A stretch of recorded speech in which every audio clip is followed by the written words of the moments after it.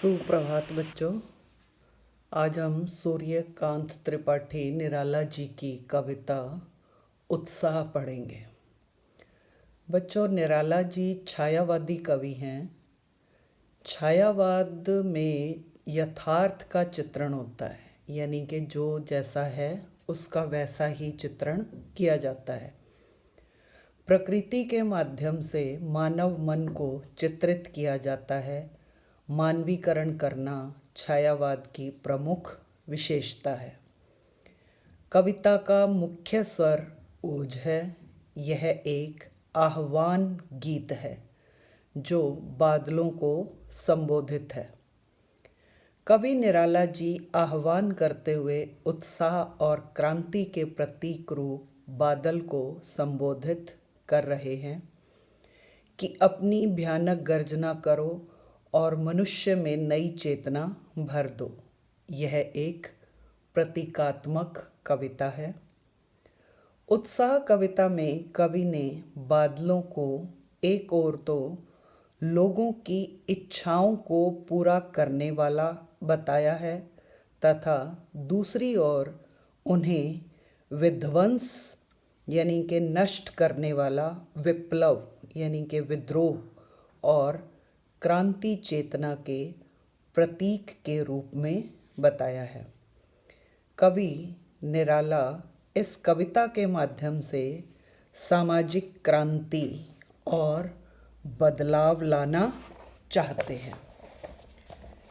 पहला पद्य है, बादल गरजो घेर घेर घोर गगन धाराधर ओ ललित ललित काले घुंघराले बाल कल्पना के से पाले विद्युत छवि उर में कवि नवजीवन वाले वज्र छिपा नूतन कविता फिर भर दो बादल गरजो। कवि निराला जी उत्साह और क्रांति के प्रतीक रूप बादल को संबोधित करते हुए कह रहे हैं कि तुम अपनी गर्जना करो और मनुष्यों को नई चेतना से भर दो। बादल गरजो, हे बादल गरजो, घेर घेर घोर गगन धाराधर ओ मीन्स हे बादल सारे आकाश को घेर कर भयानक गर्जना करो और बरसो। ललित ललित काले घुंघराले, तुम सुंदर हो और तुम्हारे जो बाल हैं वो कैसे हैं? काले घुंघराले बालों वाले हो तुम। ललित ललित कि तुम सुंदर हो और काले घुंघराले और काले घुंघराले बालों वाले हो। बाल कल्पना के से पाले, हे बादल तुमने बाल कल्पनाओं को अपने अंदर पाल रखा है। विद्युत छवि उर में कवि नव जीवन वाले, तुम्हारे हृदय में बिजली की चमक है और नव जीवन वाले तुम लोगों को नया जीवन देने वाले हो। वज्र छिपा नूतन कविता फिर भर दो, तुम्हारे अंदर वज्र जैसी अपार ताकत है कि तुम बहुत ताकतवर हो। तुम इस संसार को नई चेतना से भर दो और गरजो और अपनी गर्जना से हर मनुष्य तक विप्लव और क्रांति को जन्म दे दो। दूसरा पद्य है, विकल विकल उन्मन थे उन्मन विश्व के निदाघ के सकल जन आए अज्ञात दिशा से अनंत के घन तप्त धरा जल से फिर शीतल कर दो बादल गरजो। इन पंक्तियों में कवि कह रहा है कि कवि के अनुसार गर्मी से परेशान अनमने मनुष्य के जब बारिश नहीं होती तो लोगों के अंदर क्या हो जाता है? सुस्ती सी आ जाती है। किसान अपनी फसल नहीं बीज सकता तो उसको दिक्कत आती है। हर इंसान गर्मी से परेशान हो रहता है।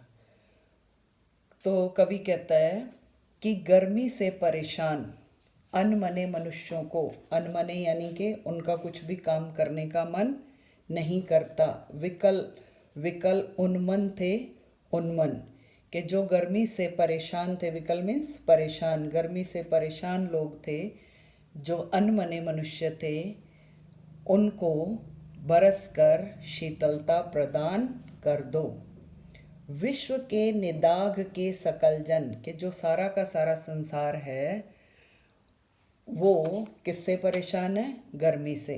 तो हे बादल इतने बरसों गरजो कि लगातार बढ़ती हुई गर्मी से जो सारे संसार के लोग उदासीन हो गए हैं, परेशान हो रहे हैं, उन सबको शीतलता का अनुभव करा दो।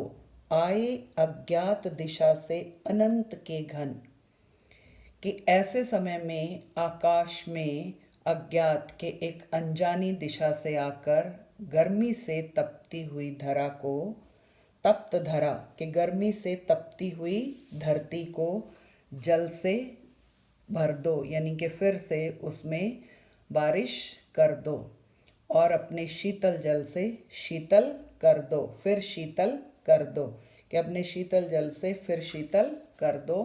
बादल गरजो कि हे बादलों खूब बरसो, खूब गरजो, ताकि जो गर्मी से परेशान आम लोग हैं उनको सुख का परिवर्तन हो, उनको सुख का अनुभव हो, परिवर्तन हो और उनके अंदर एक नई शांति का आभास हो।